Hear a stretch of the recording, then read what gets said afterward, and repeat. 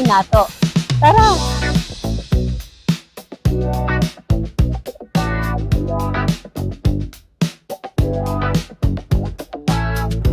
Ilawan na nato. Hello mga langga! Excited kay ko nga i-share sa inyo ang isa sa pinakasikat na ihawan or sugbahan diri sa Bahrain. Ang ginatawag nila og sugbahan, Ilonggo's Best Chicken Inasal. Tara, i-try nato kay matod pa nila lami kaayo, kapareho ra daw sa Pilipinas.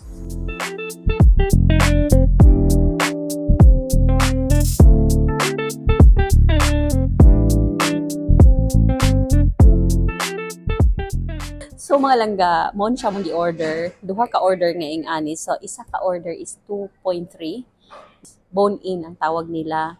So 2.3 bawat order. Naana siya sabaw. Unlimited ang sabaw, no? Unlimited ang sabaw. Tapos na siya isa ka rice. So perfect kaayo. Nya, tara na ko ipakita sa inyo nga pandugang o pampalami. So gabaligya sila og murag sa ato is pinakurat. Sila'y chicken oil, ila sa ding ginabaligya. Sila'y homemade bagoong, so perfect ay gid siya nga pang sawsawan. Pwede kang maghugas ng kamay, lalo na pag, di ba alam natin, pag inasal, masarap magkamay. Proud kay ko actually, kay ang tagiya ani is Pilipino and Ilonggo pagyod. So, kababayan sa akong mama. So, kabalo ka na sa mga Ilonggo, lami sila gyud magluto. Lami na ni specialty nila nga mga sinugba, inihaw, ano.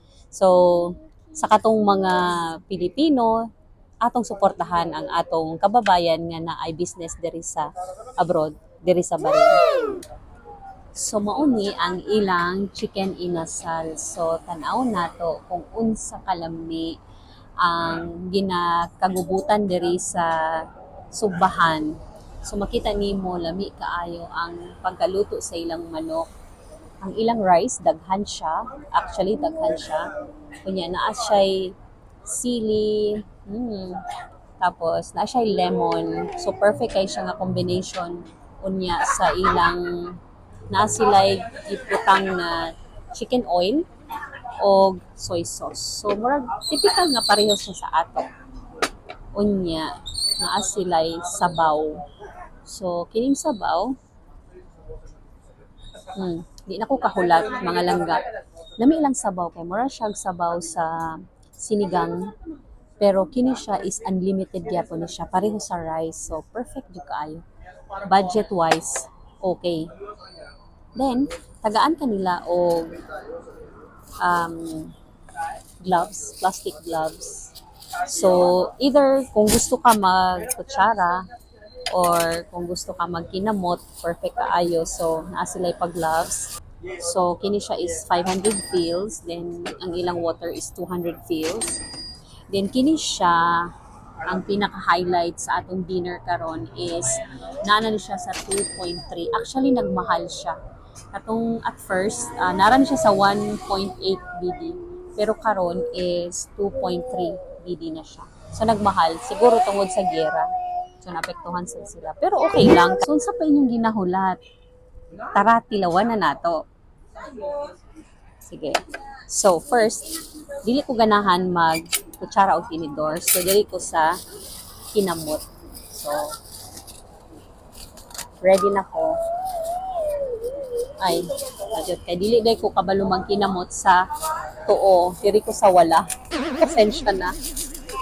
So, ingani. Okay, so first, ingani kadako ang ilang chicken, mga langga. Perfect ayo siya. Ganahan ako kay ang pagka golden brown is perfect kaayo. So, dako siya ha, nga serving. Pero mas okay unta tong sa una kay 1.8 lang. Unya dayon, ingani nakadako. So, tanaw na to ang ka-juicy sa manok. So, dako siya. First, siguro, maghimo sa tagsawsawan, which is kining lemon nila, na sila pa lemon. Then butangan nato ni og kining chicken oil nga niyang color. So ingani ang presentation sa ilang sausawan. So excited na ko. Then butangan na to siya gamay og toyo. Okay. So, try na to ang pinaka laman na part sa chicken. So makita nimo nga perfect siya ang pagkaluto. Wala siya dugo. Insakto siya. Medyo sunog siya gamay pero sa outer part lang naman. Tapos wala mo ng rice, mga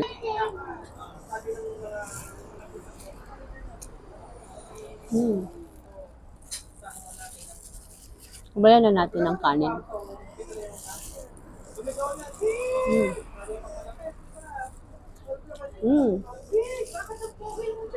Sobrang sarap. Yung nag-combine yung sausawan ng chicken oil at saka yung soy sauce na may lemon is perfect siya. At saka ang laki niya.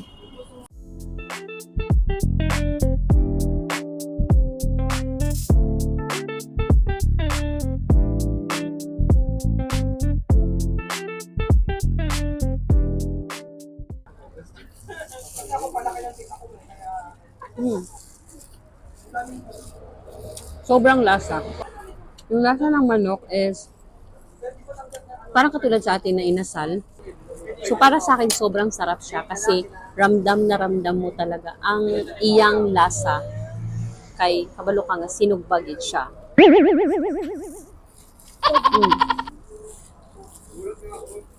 Ang harap siya pag isabay mo yung kanin, yung sauce, yan ganyan.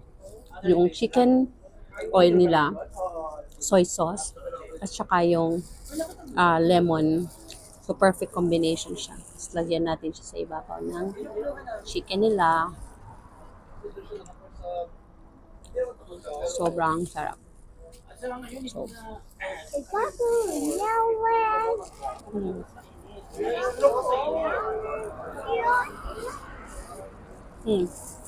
gisingot ko kay ano siya, grabe kahalang kay ako manggibutangan dito sili. Then karon i-try na to ang ilang sabaw.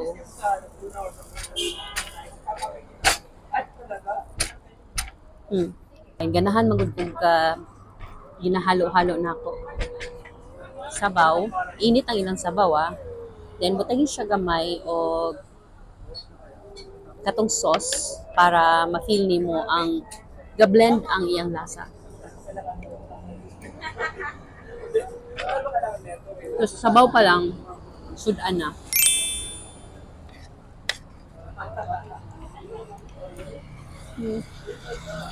Okay. Mga langga lami kayo siya as in. Actually, nakapangaduhan ako ka rice. Pero okay lang. Okay lang madaot ang akong diet karon. Importante, nagkaon ko mang inasal. Inasal sa Ilonggo.